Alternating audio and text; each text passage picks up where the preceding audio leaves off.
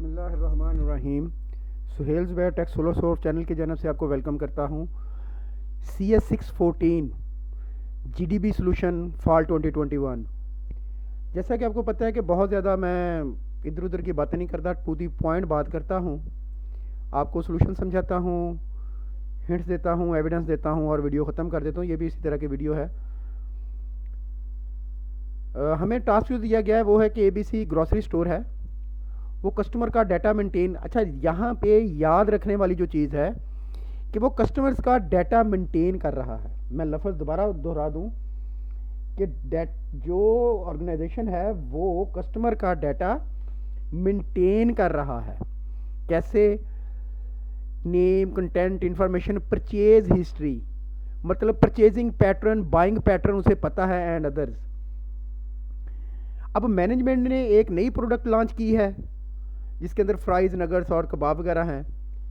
अब उन्होंने करना ये है कि उन्होंने प्रमोशन करनी है।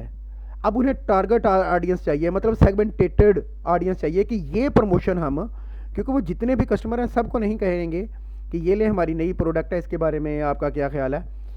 टारगेटेड ऑडियंस, उसका मतलब है वो देखेंगे कौन लोग हैं जो इस तरह की चीज़ों को पसंद करते हैं, जिसको हम सेगमेंटेशन कहते हैं। मतलब वो सेगमेंटेशन आपको जैसे कि पता है 8430 से, वो जियोग्राफिक हो सकती है, वो साइकोलॉजिकल हो सकती है, वो डेमोग्राफिक हो सकती है। इस बेस पे उन्होंने देखना है कि किस सेगमेंट को हम प्रमोशन ऑफर करें कि जी हमने यही नई प्रोडक्ट लॉन्च की है तो आप ये परचेज करें। तो इसके लिए जो मैंने काम किया है, मैंने किया ये है कि क्लासिफिकेशन को चूज़ किया है। क्यों किया है? वो इसलिए किया है कि क्लस्टरिंग के अंदर जो डाटा सेट होता है ना, वो नाउन नहीं होता, यहाँ पे नाउन है। मुझे पता है कि ये मेरे टारगेट ऑडियंस हैं, ये 3-4 जो सेगमेंट हैं, इसमें से मैंने किसी एक को करना है। या तो मैंने डेमोग्राफिक बेस पे करना है, जियोग्राफिक बेस पे करना है, साइकोलॉजिकल बेस पे करना है। डाटा सेट नाउन है मेरे पास, और मेरे पास लिमिट भी है कि मैंने 2 या 3 या 4 जो ग्रुप्स हैं या क्लासेस हैं उनको मैंने ये करना है, प्रमोट करनी है, इसकी मतलब इस प्रोडक्ट की प्रमोशन उनको करनी है। मैंने पूरे कस्टमर्स को नहीं करनी, क्योंकि मेरे पास परचेजिंग पैटर्न मौजूद है। वहाँ से मैंने देखना है कि मुझे ये किसको प्रमोशन इसकी भेजनी चाहिए। इस वजह से मैंने क्लासिफिकेशन को चूज़ किया है। मैंने रीजंस भी लिखी हैं। According to the given scenario, ये marketer use classification algorithm for audience segmentation. ये लफ्ज़ आ गया जी, ऑडियंस सेगमेंटेशन। ये मैंने बहुत सारी वेबसाइट्स खोली हुई हैं, दिखाता हूँ आपको। दे क्लासीफाई देयर टारगेट ऑडियंस, वो अपनी टारगेट ऑडियंस को क्लासीफाई करते हैं कैसे? Through classification into different categories, कि ये कैटेगरीज हैं जो कि इस हमारी प्रोडक्ट को सेल करेंगे, मतलब इस प्रोडक्ट की सेल उनको की जा सकती है या वो परचेज करेंगे। अच्छा, ये एक बात तो ये होगी। A classification is a supervised method. जो क्लस्टरिंग है वो अनसुपरवाइज्ड मेथड है, और जो क्लासिफिकेशन है सुपरवाइज्ड मेथड है। Can be benefit to the nesting of the variable determined from unsupervised method. It uses algorithm to categorize the new data as per the observation of the training set. इसके पास training set होता है, पहले से data होता है, उसकी बिना पे ये न्यू क्लासिफिकेशन करती है। पहले से डाटा सेट होता है, उसकी बिना पे ये न्यू क्लासिफिकेशन करती है। जिस तरह के हमारी सूरत में हमारे पास कस्टमर का डाटा अवेलेबल है। Its objective is to find which class a new objective belong to from this set of predefined class. पहले से जो हमारे पास क्लासेस है, मतलब हमने पहले से परचेजिंग पैटर्न उनका निकाला हुआ है, हिस्ट्री उनकी निकाली हुई है। उसकी हिस्ट्री से हमें पता चलेगा ना कौन ये प्रोडक्ट खरीदना पसंद करेगा।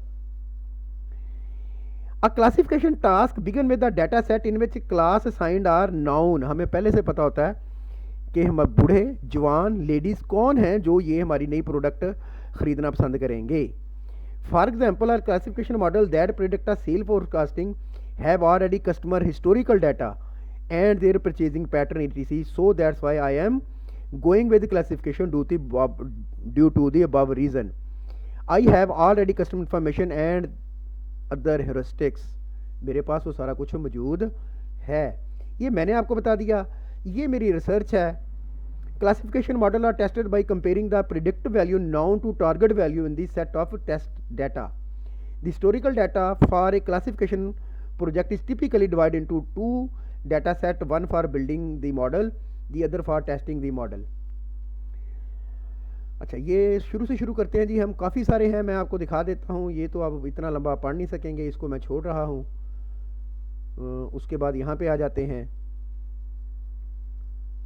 ये वही है जी। उसके बाद यहाँ पे आ जाते हैं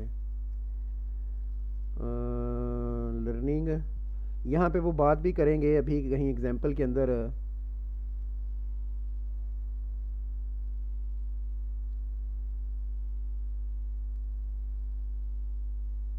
ये देखें जी, यहाँ से भी आप आइडिया करें कि ये जो प्रोडक्ट है ये किस कस्टमर को जानी है, कस्टमर ये परचेज़ करेगा या नहीं, कस्टमर ये जो नई प्रोडक्ट लॉन्च की है परचेज़ करेगा या नहीं।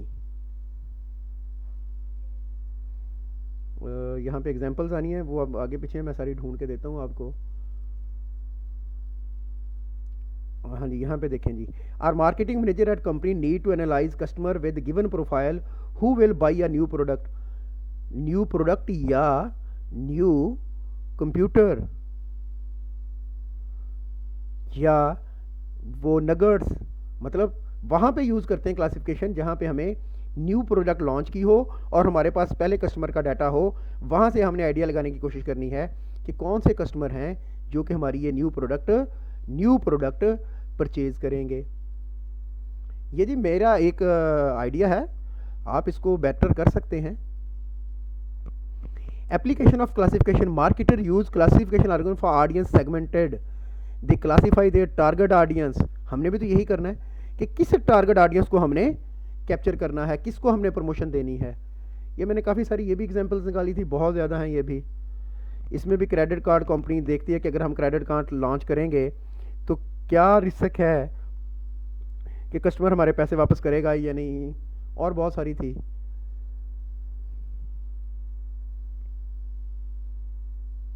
Classification and clustering are technique used in data mining, collecting data. Classification used to label data, while clustering used to group similar data instances together. Number of classes is known. हमें पता है कि हमने जो segmentation की हुई है, हमने जियोग्राफिक बेस पे पब्लिक प्रमोशन करनी है, डेमोग्राफिक बेस पे करनी है या साइकोलॉजिकल बेस पे करनी है। इन तीनों में से किसको हम करें।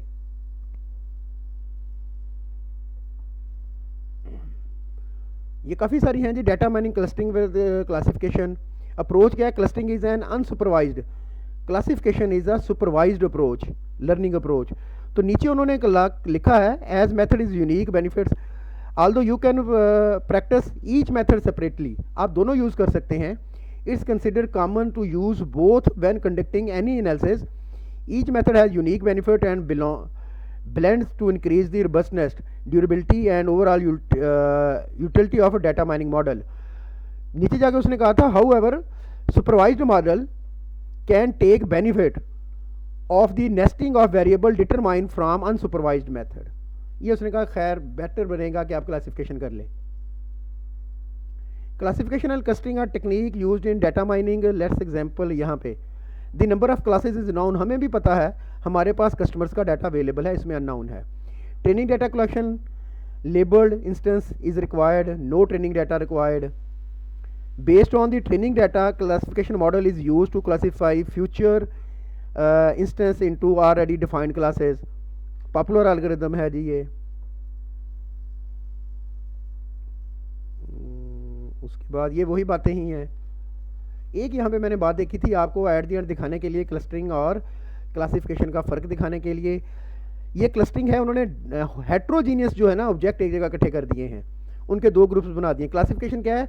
होमोजीनियस है। क्लस्टरिंग क्या है? डिफरेंट तरह के ऑब्जेक्ट का ग्रुप बना दिया। क्लासिफिकेशन क्या है? सेम तरह के ग्रुप्स ऑब्जेक्ट के ग्रुप बना दिए। अब हमने एज बेस के ऊपर करना है या हमने मेल फीमेल बेस के ऊपर करना है, कौन नगर्स वगैरह पसंद करता है। इसलिए मेरा पॉइंट ऑफ व्यू जो है वो क्लासिफिकेशन है। तो आप इसको मैंने अपनी जस्टिफिकेशन भी दे दी है, आप कमेंट्स में बता भी सकते हैं रॉन्ग राइट जो भी। चैनल ज़रूर सब्सक्राइब करें, वीडियो को लाइक और शेयर करें। आपने देखा बड़ी सारी रिसर्च के बाद जीडीपी लिखा जा सकता है, इसलिए चैनल को ज़रूर ज़रूर ज़रूर सब्सक्राइब करें। Thank you very much. अल्लाह हाफिज़।